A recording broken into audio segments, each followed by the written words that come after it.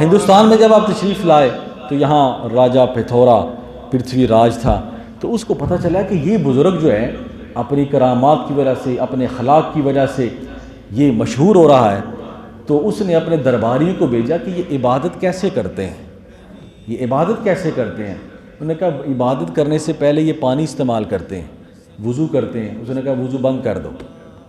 جب آپ کو پتہ چلا تو آپ نے فرمایا اگر وضو پانی بند ہو گیا ہے تو ہم تیمم کر لیں گے۔ اب اس نے کہا کہ یہ پڑھتے کیا ہے؟ اس نے کہا یہ پڑھتے قرآن پاک کے چراغ جلاتے ہیں۔ اس نے کہا تیل بند کر دو۔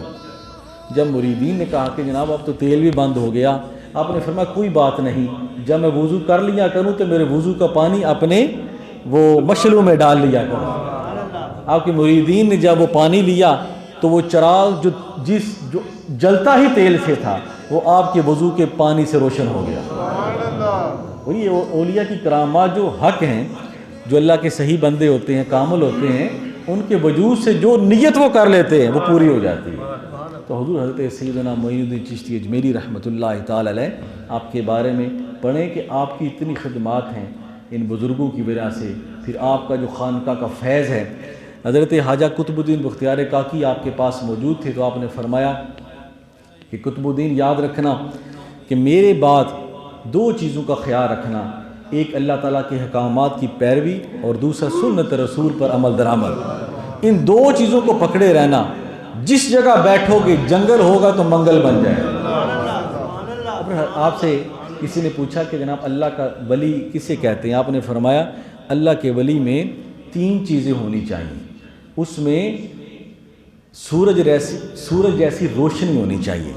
اب سورج ہے یہ اپنی روشنی دینے میں کنجوسی نہیں کرتا، یہ نہیں کہتا کہ میں صرف مسلمانوں کو روشنی دوں، ہمارے رب نے بنایا نا اس کو، لیکن اس کی روشنی صرف ہمارے لیے مخصوص نہیں ہے، وہ کافروں کو بھی دے رہا ہے، وہ عیسائیوں کو بھی دے رہا ہے۔ تو فرمایا کہ سورج جیسی روشنی بندہ رکھتا ہو، یعنی وہ اپنی بات اپنوں تک نہ رکھے، غیروں تک بھی پہنچائے۔ اور دوسری بات یہ ہے کہ اس میں زمین جیسی عاجزی ہو۔